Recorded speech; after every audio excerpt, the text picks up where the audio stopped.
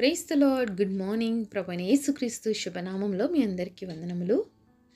అనుదినము దేవుడి మాటల చేత బలపరచబడుతున్నారని నమ్మి దేవుని స్తుతిస్తున్నానండి. బలపరచబడుతున్నట్లయితే పరిచర్య కొరకు ప్రార్థించేయండి, అనేకులకి షేర్ చేయండి.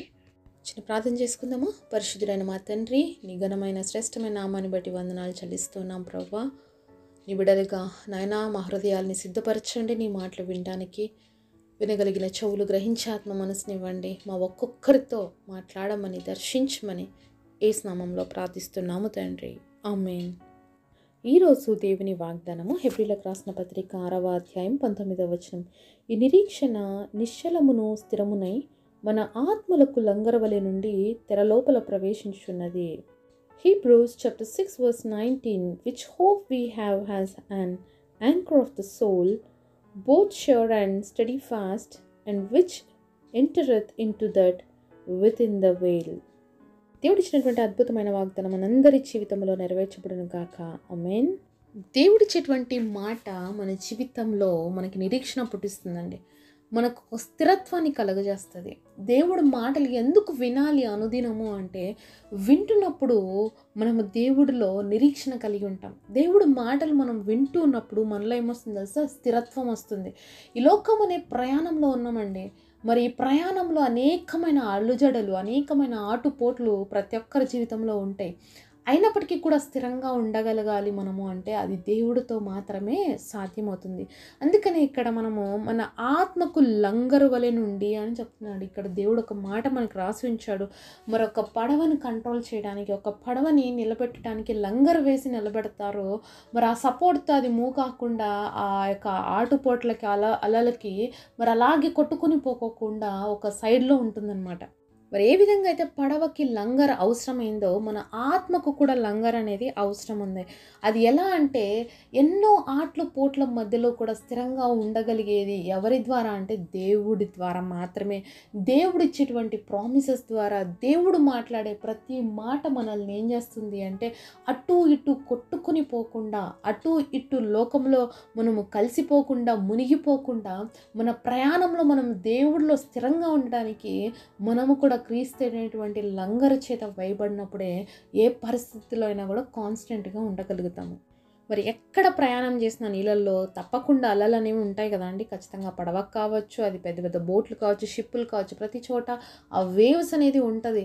అలాగే ఈరోజు చిన్న చిన్న పడవలు కావచ్చు, అంటే వ్యక్తులు కావచ్చు, అంటే సాధారణమైన వ్యక్తులు కావచ్చు, ధనవంతులు కావచ్చు, మరి బలవంతులు కావచ్చు, బలహీనులు కావచ్చు, అందరి జీవితాల్లో కూడా ఏముంటాయంటే ఆట్లు పోట్లు అనేవి ఉంటాయి. అందరి జీవితంలో అలలు కెరటాల వల్ల ఎగిసెగిసి ప్రతి ఒక్కరి జీవితంలో పడుతూ ఉంటాయి.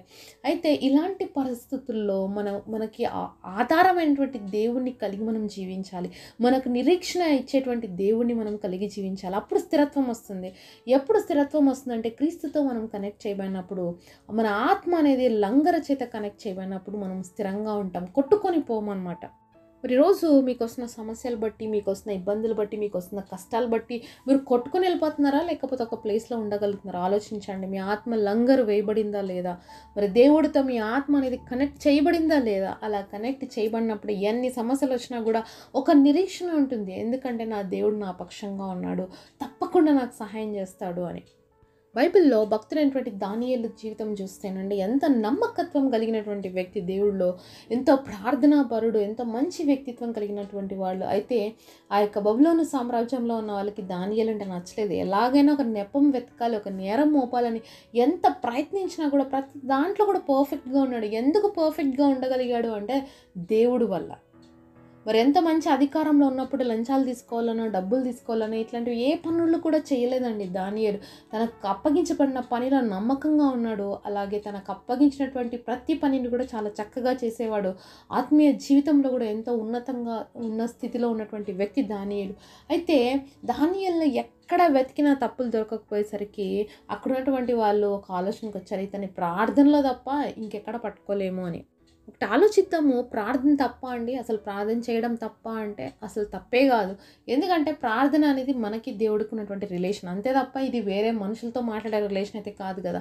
కానీ అక్కడి నుంచి తప్పు తీసుకొచ్చి మరి ఏమైనా ఆపేస్తాడేమో దానియేలు, కానీ ప్రార్థన ఆపడు. కానీ మనమైతే ఏమన్నా చేస్తామేమో కానీ ప్రార్థన మాత్రం చేయము కదా.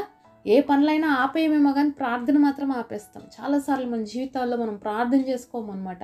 ఎందుకంటే మన లంగర దేవుడితో వేయపడలేదు, మన ఆత్మ దేవుడి చేత నింపబడలేదు, మన ఆత్మ దేవుడితో కనెక్ట్ కాలేదు. కాబట్టే మనం అనేక సార్లు ప్రార్థన చేయలేకపోతున్నాం, అనేక సార్లు ప్రార్థన చేసుకోకుండానే ఉండగలుగుతున్నాం, అనేక సార్లు వాక్యం చదువుకోకుండానే ఉండగలుగుతున్నాము. కానీ దానియేలు అలాంటి వ్యక్తి కాదండి. సో ఒక శాసనాన్ని తీసుకొచ్చారు, మరి ఎవ్వరికి కూడా ఏది రిక్వెస్ట్ చేయకూడదో, ప్రార్థన చేయకూడదు, కానీ రాజు దగ్గరికి మాత్రమే అని చెప్పి చేసినప్పుడు మరి దానియేలు అయితే ఉండడం వాళ్ళకి ఆల్రెడీ తెలుసు. కాబట్టి దానియేలు తీసుకుపోయి సింహాల బోన్లో వేసేశారు. సింహాల బోన్లో వేసినప్పటికీ దానియేలు ఏం భయపడలేదండి. తనకు నమ్ముకున్న దేవుడు సర్వశక్తిమంతుడని దానియేలుకి బాగా తెలుసు కాబట్టి ఎక్కడ కూడా భయపడలేదు, ఎక్కడ కూడా కృంగిపోలేదు. ఆ సింహాల బోన్లో వేసినప్పుడు అద్భుత దేవుడు ఏం చేసినాడంటే సింహాలన్నీ కూడా మరి దానియేలు చుట్టూ మౌనంగా కూర్చొని చూస్తున్నాయి అన్నమాట. ఎంత అద్భుతం అండి! ఆ సమస్యలో, ఆ పరిస్థితుల మధ్యలో అంత స్థిరంగా ఉండడానికి రీజన్ ఏంటి? భయపడకుండా, బెబ్బేలు పెట్టకుండా, లేకపోతే రాజుతో చెప్పిండొచ్చు కదా, రాజా నేను చాలా మంచి వ్యక్తిని, వీళ్ళు నాకు మోసం చేయాలని ఇలా చేసి, ఏ ఒక్క మాట కూడా అక్కడ మాట్లాడినట్లుగా మనం చూడమండి. ఏ ఒక్క మాట కూడా అన్నట్లుగా చూడము. కాముగా ఉంటాడు దానియేలు, కానీ తన యొక్క నిరీక్షణ ఎవరు అంటే దేవుడు మాత్రమే. అందుకనే సింహాల బోన్లోకైనా నేను ఎక్కడికైనా వెళ్ళడానికి రెడీ, నా దేవుడు నాతో ఉన్నాడని ధైర్యంగా వెళ్ళాడు. కాబట్టి సింహాలు సైతం దేవుడు నోళ్ళు మూపించాడు. దానియేలు ఒక్కటే వెళ్ళాడు సింహాల బోన్లోకి, దానియేలుతో పాటు నా దేవుడు కూడా వెళ్ళాడండి. మరి తన దూతల్ని పంపించాడు ఆ యొక్క మరి సింహాల నోర్లు మూయడానికి. కాబట్టి ఒకసారి ఆలోచిద్దాం, ఈరోజు ఏ పరిస్థితిలో మనం ఉంటున్నా, ఏ కష్టంలో మనం ఉంటున్నా, ఏ సమస్యలు మన చుట్టూ ఉన్నప్పటికీ కూడా వాటి నోర్లను మూయించడానికి దేవుడు శక్తివంతుడు. సమస్య నాకే ఎందుకు వచ్చింది, ఇబ్బంది నాకే ఎందుకు వచ్చింది, కష్టం నాకే ఎందుకు వచ్చిందని బాధపడుతూ కూర్చోవడం కాదు, కానీ ఆ సమస్యల్లో దేవుణ్ణి ఎక్స్పీరియన్స్ చేయడం మనం నేర్చుకోవాలి. ఈ విధంగా దానియేలు సింహాల బోన్లో ఉన్నప్పటికీ కూడా దేవుని యొక్క శక్తిని ఎక్స్పీరియన్స్ చేయగలిగాడు, మరి దేవుడి యొక్క గొప్పతనాన్ని చూడగలిగాడు. అలాగే అనేక మంది కూడా చూసారండి, దానియేలు దేవుడు మాత్రమే నిజమైన దేవుడు అనే విధంగా దేవుడు గొప్ప కార్యం చేశాడు. అయితే సింహాలన్నీ మౌనంగా ఉన్నాయి, ఏమాత్రం ఏమి కదపలేదు. అయితే రాజుకు నిద్ర పట్టలేదు, ఎందుకంటే రాజుకు తెలుసు దానియేలు చాలా మంచి వ్యక్తి అని. దానియేలు గ్రంథము 6వ అధ్యాయము 19-20 వచనాలు చూద్దాము. తెల్లవారుజామున రాజు వేగిరమే లేచి సింహముల గుహ దగ్గరకు త్వరపడిపోయాను. అతడు గుహ దగ్గరకు రాగానే దుఃఖ స్వరముతో దానియేలును పిలిచి, జీవంగల దేవుని సేవకుడైన దానియేలు, నిత్యము నీవు సేవించున్న నీ దేవునిని రక్షింపగలిగేనా అని అతన్ని అడిగాను. అందుకు దానియేలు, రాజు చిరకాలం జీవించును గాక, నేను నా దేవుని దృష్టికి నిర్దోషిగా కనపడితిని గనుక ఆయన తన దూతను పంపించి సింహములు నాకు ఏ హాని చేయకుండా వాటి నోళ్లను మూయించను. రాజా, నీ దృష్టికి నేను నేరం చేసిన వాడని కాదు కదా అనెను. ఎంత అద్భుతమైనటువంటి దేవుడు అండి మన దేవుడు.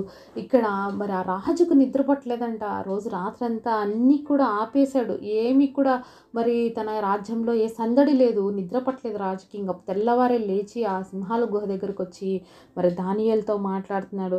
మరి జీవం కలిగిన దేవుణ్ణి సేవించేటువంటి దానియేలు, నీ దేవుడిని రక్షించాడా అని అడిగితే దానియేలు ఇస్తున్న ఆన్సర్ చూడండి, ఎంత అద్భుతమైన మాట. మరి రాజు చిరకాలం జీవించును గాక, నా దేవుడు తన దూతలు పంపించి సింహాలను మోపించాడు. రాజా, నేను చాలా సురక్షితంగా ఉన్నానని ఆన్సర్ ఇవ్వగలుగుతున్నాడు. ఎంత గొప్ప నిరీక్షణనండి, ఎంత గొప్ప ధైర్యము. ఏడ్చుకుంటానో గగ్గోలు పెట్టుకుంటానో సింహాల గుహల్లోకి వెళ్ళలేదు, కానీ మరి ఎంత మౌనంగా వెళ్ళాడో ఎంత అద్భుతాన్ని చూశాడు కదండి దానియేలు. మరి దానియేలు దేవుడు ఆ రోజు దానియేలు జీవితంలో అద్భుతం చేసిన దేవుడు ఈరోజు నీ నా జీవితంలో అద్భుతం చేయలేరా? మరి దానియేలు ఒక మాట అంటున్నాడు, రాజా, దేవుడి దృష్టికి నేను నిర్దోషిగా ఉన్నాను, మీ దృష్టికి కూడా నేను అలానే ఉన్నానా అని చెప్పి అడుగుతున్నాడు. ఎందుకంటే మరి దానియేలు చేసింది ఏంటి? ప్రార్థన మాత్రమే, ఏ తప్పు చేయలేదు. దానియేలు దేవుడు ఎంత శక్తివంతుడో తెలుసు కాబట్టి ఎన్ని రాజాజ్ఞలు వచ్చినా, ఎన్ని శాసనాలు లేచినా కూడా నేను ప్రార్థించడం మాత్రం మానను అని తీర్మానించుకున్నాడండి. ఈరోజు మనకు కూడా అలాంటి తీర్మానం అవసరం. ఎన్ని పరిస్థితులు వచ్చినా, ఎన్ని ఇబ్బందికరమైన స్థితిగతులు మన జీవితాల్లో ఉన్నా, ఎంత సమయం లేనటువంటి పరిస్థితులు మన జీవితంలో వచ్చినా కూడా మనం దేవుడికి సమయం ఇవ్వాలి, ప్రార్థన చేయాలి, దేవుడి కోసం నేను నిలబడాలి. కాబట్టి దానియేలు దేవుడి ఎదుట నిర్దోషంగా ఉన్నాడు. దేవుడు తన దూతలను పంపించి సింహాల నోలను మూసాడు. ఈరోజు నిన్ని కూడా ఏ ఏ ట్రబుల్స్, ఏ ఏ శ్రమలు, ఏ పరిస్థితులు నీ చుట్టూ ఉండి నోరు తెరుచుకొని ఉన్నాయి నేను మింగడానికి, ఆ యొక్క పరిస్థితులు అనేటువంటి వాటి నోర్లను దేవుడు మూపించడానికి సిద్ధంగా ఉన్నాడు. కాబట్టి మరి దేవుడితో మన అనుబంధం ఏ విధంగా ఉండాలంటే లంగరు వేసినటువంటి అనుబంధంతో మనం ఉండాలి.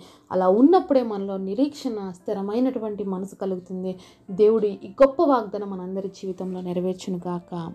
పరిశుద్ధులైన మా తండ్రి, మీరు మాతో మాట్లాడిన ప్రతి మాట కొరకు నాయన మీకు ఎంతో వందనాలు చెల్లిస్తూ ఉన్నాం ప్రభా.